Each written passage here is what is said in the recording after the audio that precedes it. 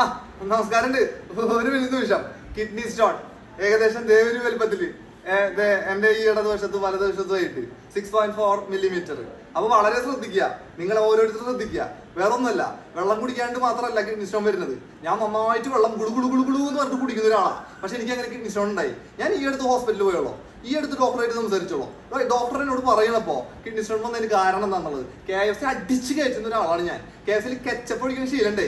ഈ കെച്ചപ്പ് എന്ന് പറഞ്ഞാൽ ടൊമാറ്റോ എന്ന് പറഞ്ഞാൽ തക്കാളി. ഈ സാധനം ഉപയോഗിക്കുന്നതുകൊണ്ടാണ് കൂടുതലായിട്ട് എന്റെ കിഡ്നിയുടെ ഉള്ളിൽ ഈ സാധനം അടിഞ്ഞത്. അതുപോലെ തന്നെ കാൽസ്യം, പാല് കുടിക്കുന്ന ശീലണ്ടേ, എക്സസൈസ് ചെയ്യുന്ന ശീലണ്ടേ, മുട്ടയുടെ വെള്ളം കഴിക്കുന്ന ശീലണ്ടേ. വൈറ്റ്, കാൽസ്യം, മുട്ടയുടെ വെള്ള ഭയങ്കര ഡേഞ്ചർ. പാല്, വെള്ളക്കടലുള്ള ഭക്ഷണങ്ങൾ മുഴുവൻ കാൽസ്യം പോയി അടിഞ്ഞുന്ന് നമ്മുടെ കിഡ്നിയില്. അതുപോലെ തന്നെ വളരെ ശ്രദ്ധിക്കുക, ബ്രിഞ്ചാല്, വഴുതനങ്ങ കഴിക്കാൻ പാടില്ല.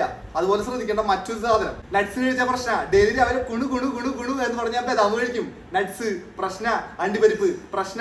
കാരണം വേറെ ഒന്നല്ല, പ്രോട്ടീനെ. ഈ സാധനം നമ്മുടെ കിഡ്നിയിൽ പോയി അടിയേ.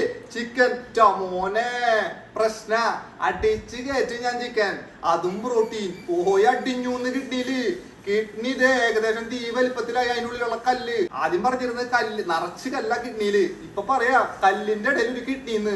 അതേപോലെ കാര്യങ്ങള് ശ്രദ്ധിക്കുക. വെള്ളം മാത്രം കുടിച്ചോണ്ട് ഒരു കാര്യമില്ല, ഭക്ഷണത്തിൽ ശ്രദ്ധിക്കാന്ന്. അതാണ് ഡോക്ടർ എന്നോട് പറഞ്ഞത്.